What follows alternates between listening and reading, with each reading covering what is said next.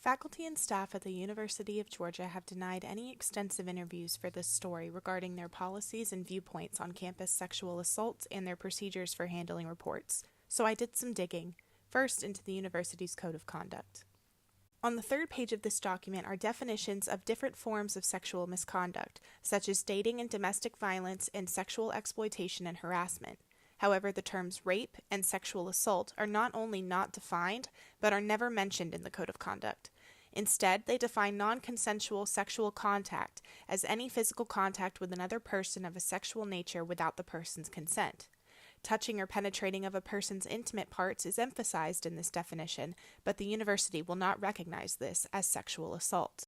After reaching out to several offices, including those of the Dean of Students and Equal Opportunity, I got in touch with the Marketing and Communication Office's Public Relations Manager, Rebecca Beeler, who sent me links to the Equal Opportunity Office's website for more information. Under the Non-Discrimination and Anti-Harassment, or NDAH policy, police are only notified if the victim consents to this or if there is any imminent danger involved.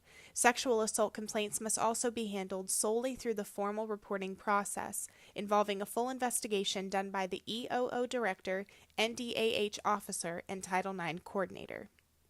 The formal process includes the collection of interviews and evidence and documentation of the investigation.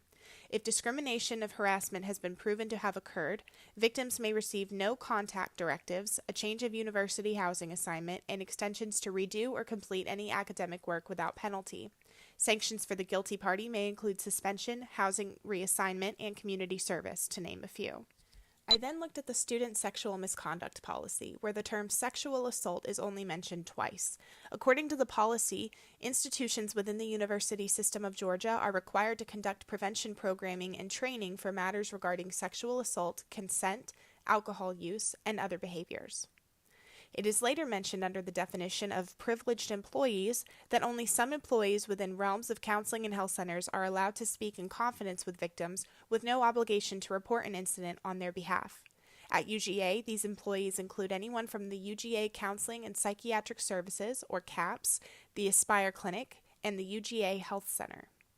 The Equal Opportunity Office's website offers a list of resources to sexual assault survivors, such as a sexual misconduct complaint form, sexual assault response protocol, what to do if assaulted, and more information regarding confidential reporting. For more information, you may visit the Equal Opportunity Office's website at eoo.uga.edu. To contact the Relationship and Sexual Violence Prevention 24-hour hotline, call 706-542-SAFE. Rachel Kelso, Grady News Source.